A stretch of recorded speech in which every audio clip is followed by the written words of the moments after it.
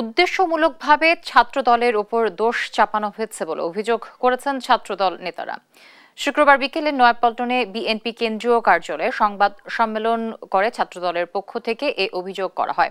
পরে সংবাদ সম্মেলনের আয়োজন করে জাতীয় নাগরিক কমিটি। ছাত্রদলের বক্তব্যের পাল্টা জবাবে সার্জিস আলম বলেন, নর্থ সাউথ বিশ্ববিদ্যালয় এলাকায় হামলার ঘটনা দলের উপর নয়, ব্যক্তি শাকিলের বিরুদ্ধে ব্যবস্থা নেয়ার দাবি জানান তিনি। বিস্তারিত নাফিয়া ফারজানার প্রতিবেদনে। জাতীয় নাগরিক পার্টির উত্তরাঞ্চলের মুখ্য সংগঠক সার্জিস আলমের রাজধানীর বসুন্ধরা আবাসিক এলাকায় যাওয়াকে কেন্দ্র করে দুই পক্ষের মধ্যে হাতাহাতি ও অপ্রীতিকর ঘটনা ঘটে। বুধবার রাতে রাজধানীর নর্থ সাউথ বিশ্ববিদ্যালয়ের সামনে এ ঘটনা ঘটে।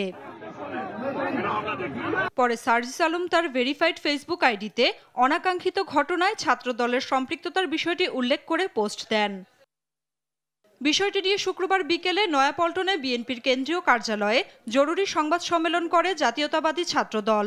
এ সময় উদ্দেশ্যমূলকভাবে ছাত্রদলের উপর দোষ চাপানো হচ্ছে বলে অভিযোগ করেন নেতারা। বাংলাদেশের কিছু সংগঠন বাংলাদেশ জাতীয়তাবাদী ছাত্রদলের এরকম ইতিবাচক রাজনীতিকে বিভ্রান্ত করার জন্য সাধারণ শিক্ষার্থীদের কাছে বাংলাদেশ জাতীয়তাবাদী ছাত্রদলের নামে বেনামে বিভিন্ন প্রোপাগান্ডা করছে। সার্জিস আলম এই ঘটনাকে রাজনৈতিক রূপ দেওয়ার জন্য ছাত্রদলকে দায়ী করে ফেসবুকে পোস্ট করেন। তার দাবি সম্পূর্ণ ভিত্তিহীন ও কল্পনাপ্রসূত। এদিকে বিকেলে সংবাদ সম্মেলনের আয়োজন করে জাতীয় নাগরিক পার্টি। এ সময় ছাত্রদলের বক্তব্যের পাল্টা জবাবে সার্জিস আলম নর্থ সাউথ বিশ্ববিদ্যালয় এলাকায় হামলার ঘটনা ছাত্রদলের উপর নয়, ব্যক্তি শাকিলের বিরুদ্ধে ব্যবস্থা নেয়ার দাবি জানান।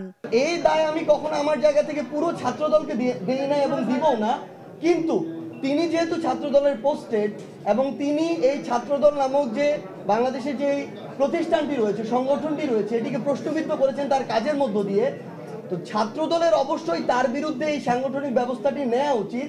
নাফিয়া ফারজানা, দেশ টিভি, ঢাকা।